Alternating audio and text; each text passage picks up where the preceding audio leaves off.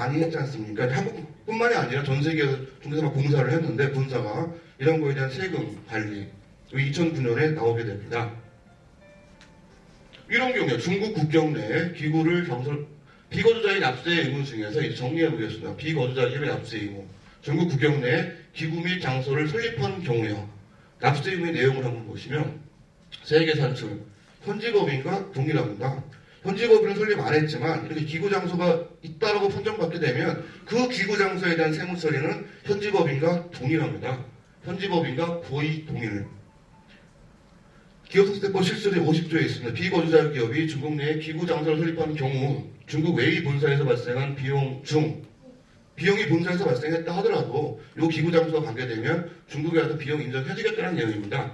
기업소득세 실수제 50조. 그래서 중국 국경 내에 기구 장소를 설립한 경우로 판정을 받는 경우에는 세무등기 하셔야 되시고 기업소득세 전부 다 만들어서 신고하셔야 되고 증세세 신고 다 하셔야 되시고 원칙적으로 현지법인과 동일한 납세 절차와 신고를 다 이행을 하셔야 됩니다. 안 하면요. 나옵니다. 비거주자 기업 기업소득세 인정과세 관리 방법 국가세무청국령 2010년에 만들어진 건데 이렇게 안 하면 추계로 때리겠다는 얘기입니다. 원래는 장부만도 신고해야 되는데 그걸 안 했을 경우에는 국가세무청국에서 자기네가 정하는 방법 가지고 그냥 세금을 때리겠다는 내용이고요. 그 내용이 그겁니다. 비거주자 기업 기업소득세 인정과세 한국말로 바꾸면 추계과세죠.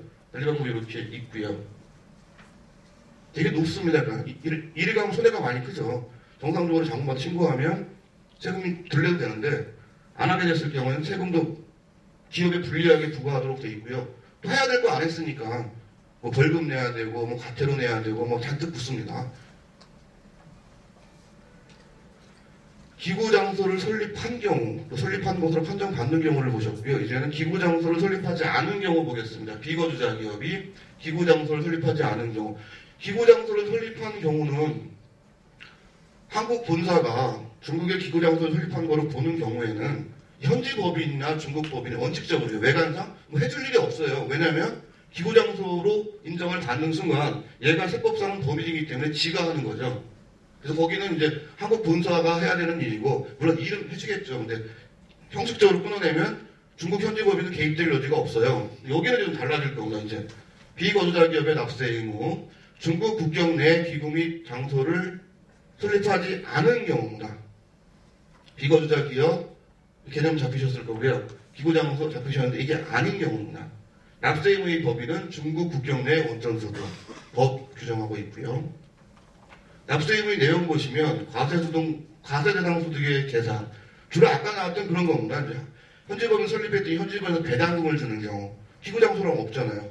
뭐 특허권을 빌려줘서 특허권 사용료 받는 경우 대개 그런 경우입니다. 납세 의무의 범위 과세대상 소득의 계산, 비거주자 기업이 본 방법 제3조 제3간에 규정한 수입, 그러니까 기구 장소를 설립하지 않고 중국 내 원천 소득이 있는 경우 아래에 열거하는 방법에 따라 과세대상 소득을 계산합니다. 기업소득세법 제19조 읽어보시면 되실 거고요. 아까 국세가 설명해 주셨던 내용입니다. 기업소득세 세율이요. 중국의 기업소득 세율은 원칙이 25%입니다. 고신기업 하면 좀 깎아지는 경우 있는데 중국 국경 내 기구 및 장소를 설립하지 않은 경우 세율 보시면 기업소득 세율은 25%입니다. 원칙. 그런데 비거주자 기업이 본법 제3조 제3간에 규정한 소득이 있는 경우 그 적용 세율은 20%로 한다고 규정하고 있습니다. 3조 3번에 있는 내용이 기구 장소 설립하지 않은 경우입니다. 그때는 20%인데 또 기업소득세법 제4조에 의해서요. 또 줍니다. 기업소득세법 제27조에서 5번 보시면요. 본법 제3조 3간에 규정한 수입 비거주자 기업이 기구 장소 설립하지 않은 경우 그래서 받는 수입이 있을 경우는 27조에서는 감면할 수 있다 했습니다. 이미 감면했죠. 25%, 20% 했는데 또 감면할 수 있다는 이 27조에 의해서 10%가 나옵니다. 또 비거주자 기업이 취득한 기업소득세법 제27조 제1간 제5항에서 규정한 소득의 세율은 10%로 감면합니다. 설명드린 이유는 많은 내용을 들으시게 되실 거예요. 중국에서 사업을 하시면. 한국에서 하시면 이렇게 물어볼 때도 많으시고 쉽게 내용을 접하실 수가 있는데 중국은 그렇지 않으시다 보니까 이게 좀 이렇게 뭐라 그럴까 누가 그랬다더라 이런 것들이요. 누가도 이렇게 건너 들으시는 경우가 많잖아요. 그래서 이제 가능하시면 물론 심취운은 아니겠지만 이렇게 한번 조문을 확인해 보시라는 말씀을 드리는 거예요. 이게 왜 25%인데 법에서 20%가 됐는데 왜 또 10%가 된 건지 한번 어떤 걸 전에 정보를 들으셨을 때 정보를 한번 확인해 보시고 그러한 과정이 필요하다는 의미로 10% 말씀드렸고요. 납세치는요. 중국 국경 내에 기구 및 장소 설립하지 않은 비거주자 기업의 납세 의무 세율까지 보셨고 납세치는요. 이제 나옵니다. 비거주자 기업이 본법 제3조 제3관에 규정한 소득을 취득하는 경우 기구장소 없이 뭔가 중국에 돈을 버는 경우 원천징수 의무자의 소재지를 납세지로 하게 됩니다. 원천징수자는 돈을 주는 사람이겠죠. 그러니까 중국 현지 법인이나 중국 내 법인 그 의무자의 소재지를 납세지로 하게 됩니다. 그 원천징수 의무자는 누구냐 하고 보겠습니다. 비거주자 기업이 취득하는 본법 제3조 제3견에 규정한 수입에 대하여 납부할 소득세는 원천징수해야 하는 바 당해 수입의 지급자를 원천징수 의무자로 합니다. 지급하는 사람이 원천징수를 해야 됩니다. 세액은 원천징수 의무자가 매회 수입을 지급하거나 기한이 되어 지급해야 하는데 그 지급금액 또는 기한이 되어 지급해야 하는 금액에서 원천징수합니다. 세율은요 10%였죠. 중국법상이요. 10% 하시는 거 아니에요. 나중에 또 달라져요. 중국법에서는 10%인데 한중 도세조약에서 안 내는 경우도 있고요. 5% 되는 경우도 있고 막 그래요. 근데 그런 것들을 한번 보여드리고 싶겠습니다. 지금은 중국법 보니까 중국법은 10%라고 돼 있고요. 약간 이제 국적을 설명해 주시더라고요. 이렇게 돼 있는데요. 돈을 안 주고 계속 있으면요. 수입을 지급하거나 기한이 되어 지급해야 하는데 원천징수하는 거잖아요. 지급하지도 않고 기한도 정해놓지 않았어요. 그럼 원천징수 안 해도 되잖아요. 설명해 주시더라고요. 그때는 그 비용을 현지법에 비용으로 계산했을 때요. 그럴 때는 비용을 납세 신고할 때 원천징수 해라 그런 내용 말씀해 주셨고요. 이렇게 돼 있고요. 원천징수 의무자가 원천징수 안 하면 납세자나 뭐 이렇게 세금 추징하겠다는 내용입니다. 원천징수 의무자한테 거둘 수도 있고 아니면 납세자한테 거둘 수도 있고요. 세무기관은 안 내면요. 당해 납세 의무자에게 중국 국경 내의 기타 수입 지급인이 지급할 금액에서 그러니까 중국 내에 뭔가 있으면 다 걷어가겠다는 규정상 이렇게 되어 있습니다. 원천징수 의무자는 원천징수를 7일 내에 보고해야 되고요. 기업 내에 지켜서 세금 내라라는 얘기고요. 기업소득세법 제40조, 세수징수관리법 제31조 같이 규정이 있습니다. 안 내면 추징하고 또 가산세 붙이겠다는 내용이 세수징수관리법 제32조에 있고요. 원천징수 등기 나옵니다.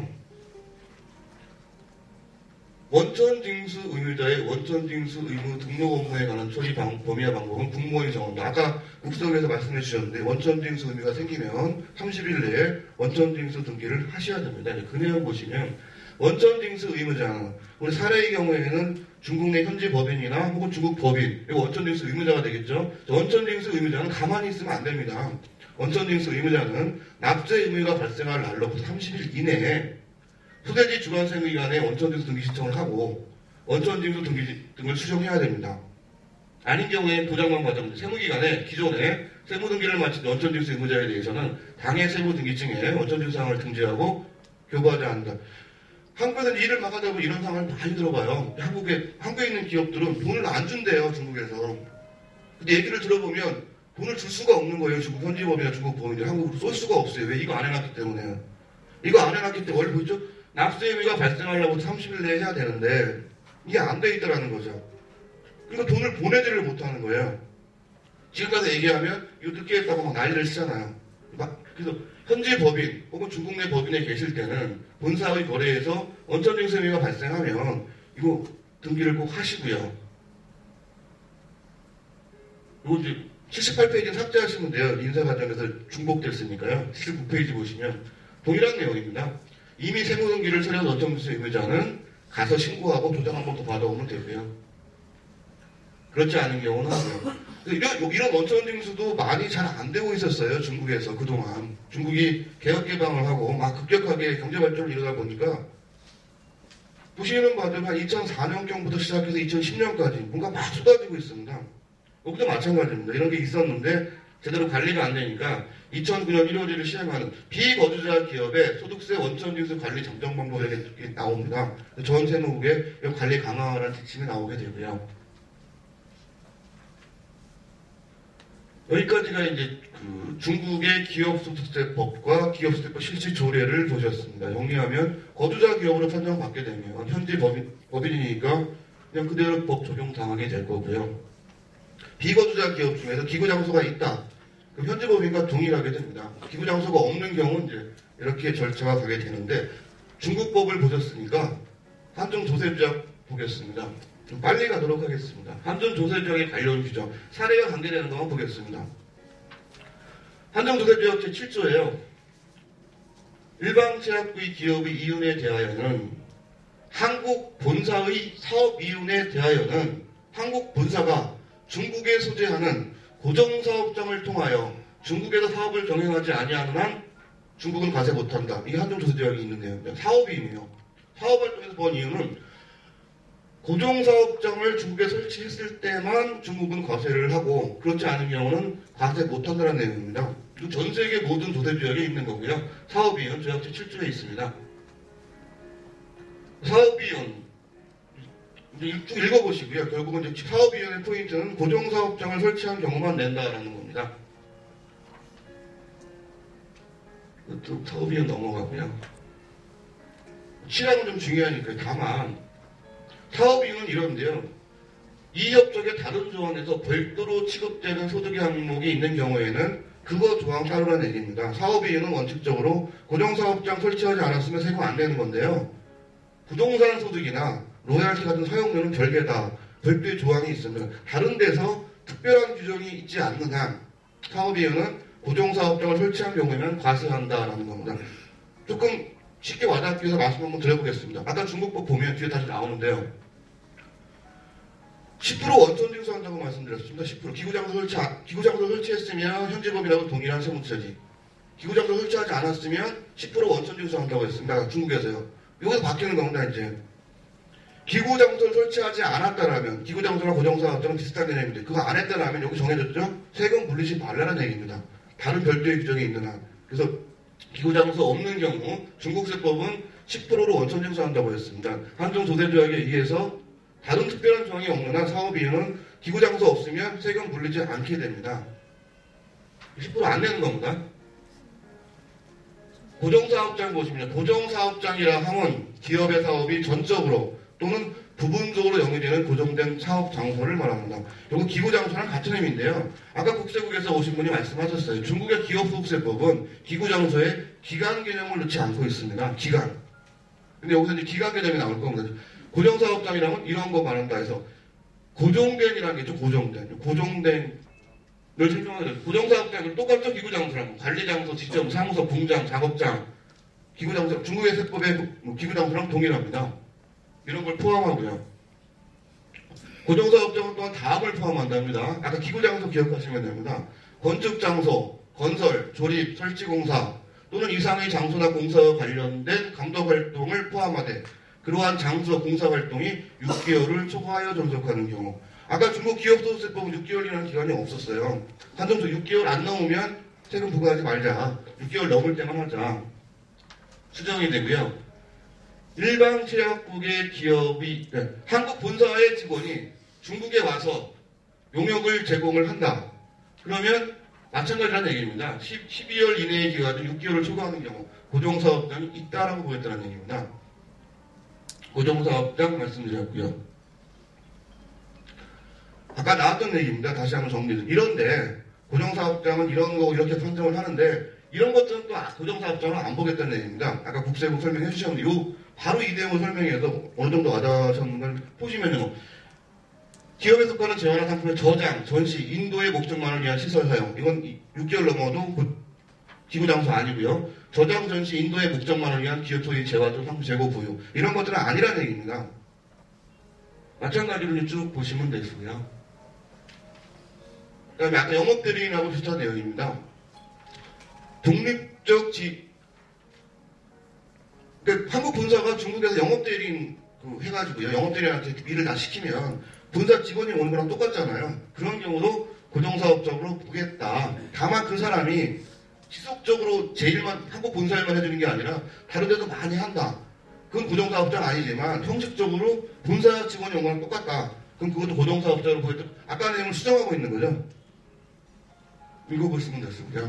이것도 다만 이 내용을 보시면 한국 본사가 중국에 현지법인을 설립했다고 해서 그 이유만으로는 한국 본사가 중국에 부정사업장이 있다. 이건 아니라는 얘기입니다. 그 내용이죠. 일방제약국의 거주자인 회사가 타방제약국의 거주자인 회사 또는 타방제약국에서 부정사업장을 통하거나 아니거나 사업을 경영하는 다른 회사를 지배하거나 또는 그 회사에 의해 지배되고 있다는 것 때문에 부정사업장을 보지는 않습니다. 이게 이제 2013년 4월 19일 날 발표가 돼가지고요. 2013년 6월 1일부터 시행이 되고 있고, 지금 많이 이제, 결국은, 우리 기업들을 어렵게 하고 있는 내용입니다. 이제까지 쭉 보셨던 내용들 한번 정리해 보실 겁니다. 지금 제가 기업속세법의 정점에서 중국법 설명드렸고, 한중조세조약을 설명드렸습니다. 그거 한번 보시죠. 2013년 4월 19일 날 국가세무청국 공고 2010년 제19 발표된 겁니다. 중화인민공화국 기업속세법 및 실수조례. 내용 다 보셨죠? 거주자 기업, 비거주자 기업. 비거주자 기업에서 기구장을 설치한 경우, 안 한 경우.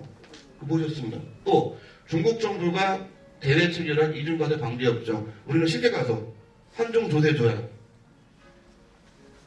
따라, 그러니까 중국의 법, 한중조세조약 등 규정에 따라 현재 비거주자 기업의 파견 직원이 중국 경내에서 제공한 노무에 기업소득세를 징수하는 데 관한 문제에 대해서 공고를 합니다.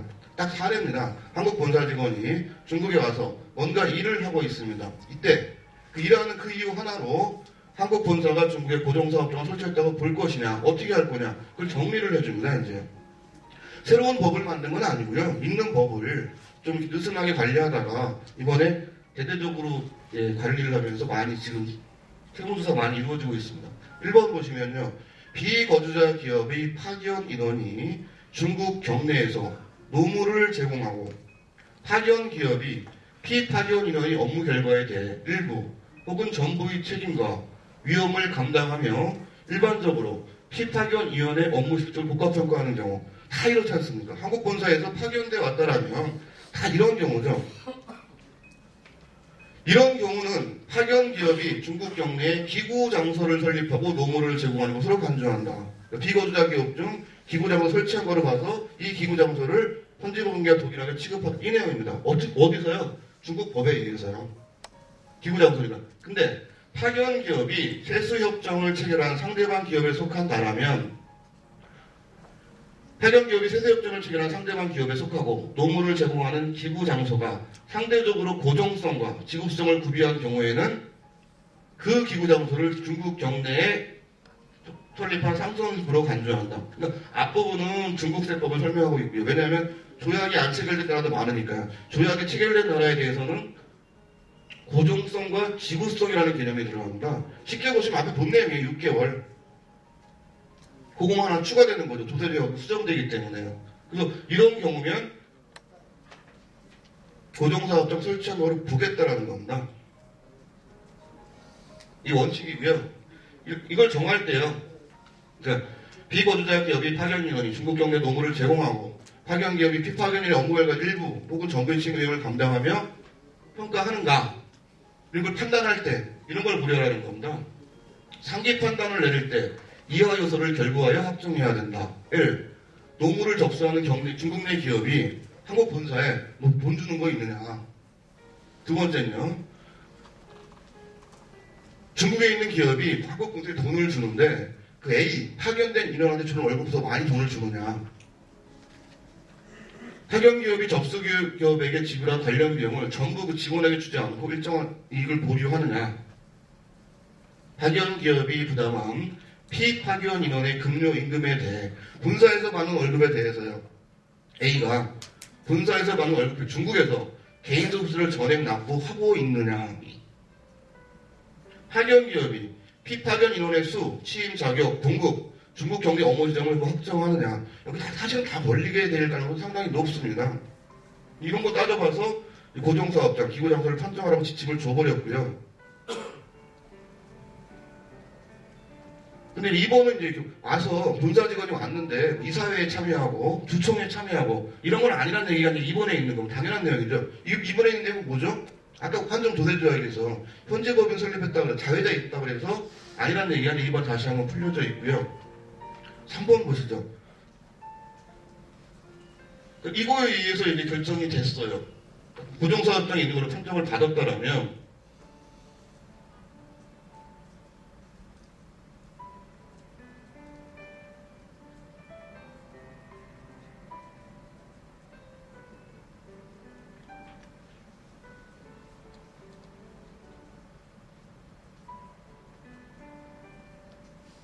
이렇게 해서 판정을 받게 되면 3번 보시면요. 제1조 규정에 부합되는 파견 기업과 접수 기업은 비주민 도급공사 작업과 노무 제공 세수관리 아까 보신 내용입니다.